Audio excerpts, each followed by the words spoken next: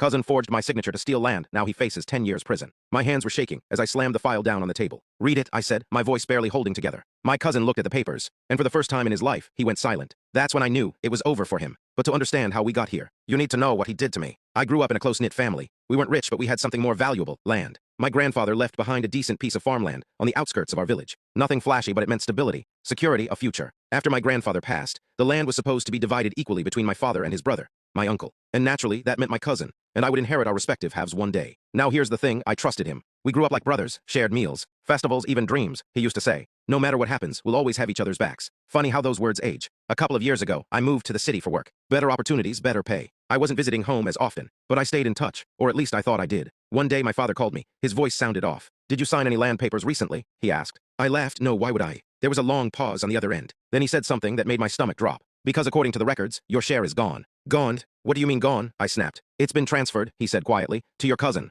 I remember just sitting there, staring at the wall. My brain refused to process it. That's not possible. I never signed anything. That's when things started unraveling. We went to the local office and checked the documents. And there it was, my signature. Perfectly replicated, clean, official, legal. Except it wasn't mine. I confronted him the same day. "Tell me this is a mistake," I said, holding the papers in front of him. He didn't even flinch. "It's already done," he replied coldly. "You live in the city now. What do you need land for?" I couldn't believe what I was hearing. "You forged my signature," I shouted. He shrugged. "Prove it." "Let me ask you something. What would you have done in that moment? Would you have walked away? Or would you have fought back?" Because I chose to fight. At first, everyone told me to let it go. "It's family," they said. "Don't make it ugly." But how do you ignore betrayal like that? So I started digging. I got copies of every document, compared signatures, talked to officials, and slowly a pattern emerged. He hadn't just forged my signature. He had help. The local registrar had approved everything without verifying my presence. Witnesses had signed without ever meeting me. It was a setup, a well-planned one. That's when I decided, if he wanted to play smart, I'd play smarter. Instead of confronting him again, I stayed quiet, pretended to accept defeat, even stopped bringing it up. Meanwhile, I hired a forensic handwriting expert, filed a complaint, gathered proof, real proof. And then came the day of reckoning. We were all called in for an official inquiry. He walked in confidently, even smirking at me. "You really think you can win this?" he whispered.